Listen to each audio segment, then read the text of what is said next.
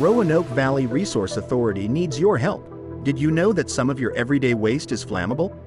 This can be a major problem for facilities like ours. Items such as solvents and household cleaners, floor care products, ammonia-based cleaners, pesticides and herbicides, poisons, pool chemicals, hobby chemicals, motor fuels, fluorescent globes and tubes, acids and alkalis, smoke detectors, paint and paint-related products, gas bottles, fire extinguishers, car and household batteries, motor oils and cooking oils, discarded grilling charcoal, lithium-ion batteries. Many of these items are combustible and usually the main cause of these fires.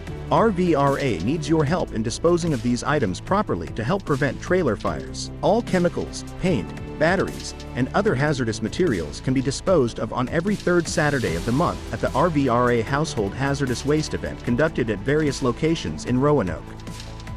Simply go online to www.rvra.net and sign up today.